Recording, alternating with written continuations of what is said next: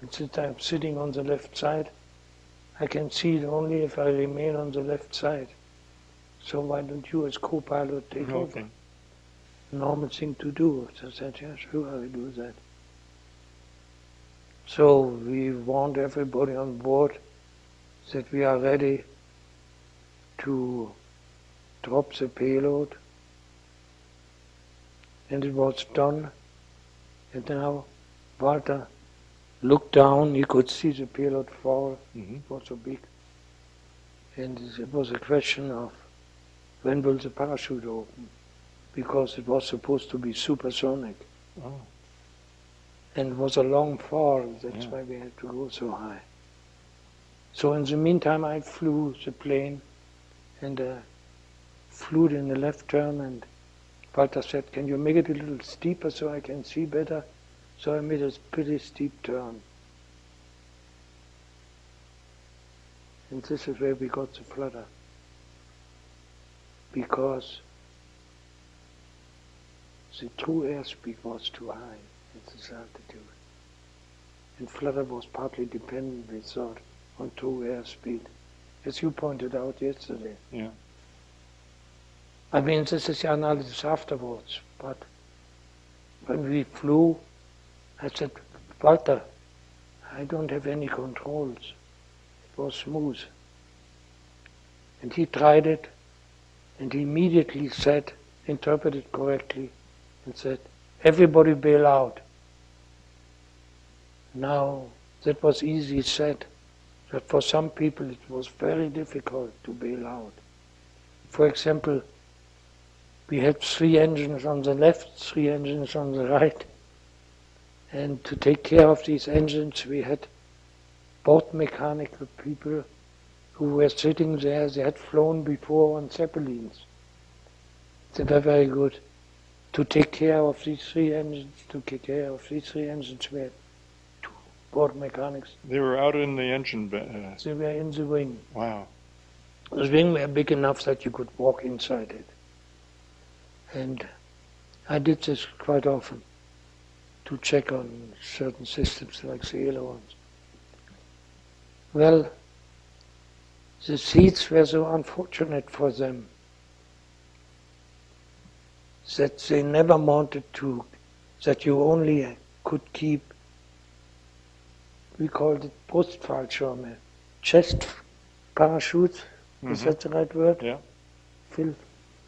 And they were very uncomfortable. Nobody wanted to put them on. So they put them always on the side by themselves. Yeah. But we immediately got so much centrifugal forces that they flew away. This happened also to my closest friend who was sitting behind me. He was the smartest of us, the quickest minded. I was not worried about him. I knew he would make it. But he had the same parachute problem. Anyway, the Gigant took on at tremendous speed. And you could hear, we didn't know why it had lost control. But as we found out later on, it was a flutter of the rudder. Now the rudder was about 3 stories high. And I remember thinking that if we bail out, and not knowing why we really had to bail out, I was afraid of hitting the rudder. But it was actually the rudder that took off, as we found out later. In the moment we were a little worried about getting out of the ship. And Walter said, I can't get out. He was very strong. I thought, if he can't get out, I cannot get out. So the wind, the air mass around us, after we had thrown off the top of the cockpit, was very strong. And Walter was very strong. He said, I cannot make it against this wind. and suddenly he was gone. He got out. He was sucked out. And we had talked before about whether we would all die, the three of us, by running against the mountain or so. We called it, they will scrape us off, but we will all die at the same time. Well, we didn't. Walter was gone. I had no idea really what has happened. And I thought we will make our first bailout that we had always talked about, where we said we would all three bail out together or run against the mountain or so.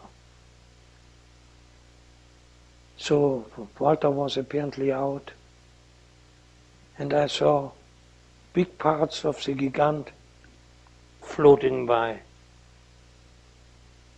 For example, the outer wing. And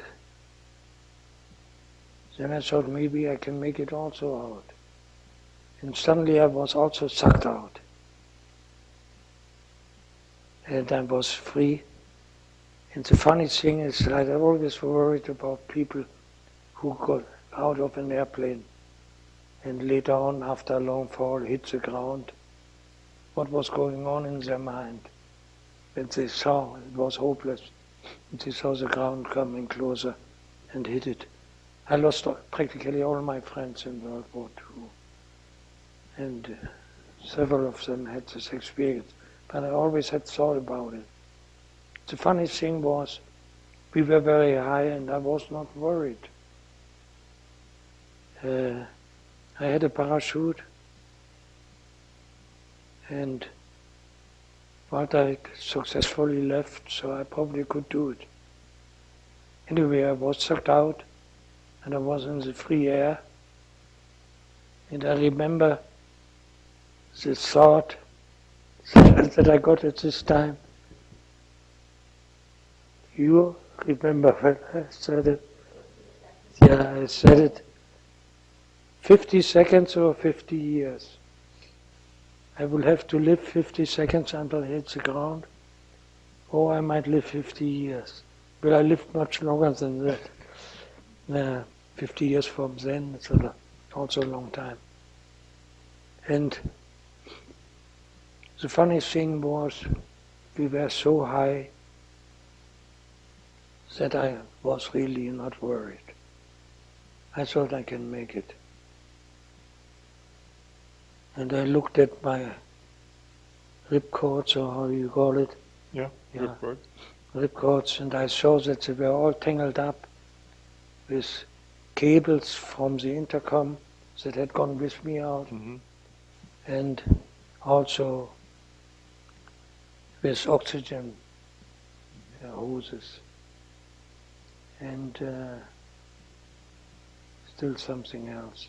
Anyway, the ripcord was blocked.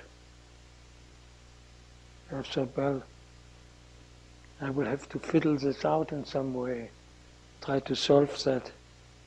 But I think the greater hazard right now is that I will be hit by parts around me, because the whole sky was full of that. I was surprised that I didn't see any other parachutes. But now I knew that I cannot bail out, because the parachute would immediately be hit by stuff from the breaking up Gigant. And so I had a long fall. And I remember studying the way I fell, because we all had never made a parachute jump. We knew nothing about it. And I wanted to fall with the feet first, so I could keep looking down in the usual way along my feet, so that I would know how much time I have, or how much distance before I would hit the ground. And I noticed that the forces of the air always turned me around. that I always fell head first. First I lost the glasses in this way, and then I saw my feet instead of the ground. And I felt that the lift and drag forces that my body made determined how I felt, and I started experimenting with it. I thought I have time, because the ground seemed to be so far away.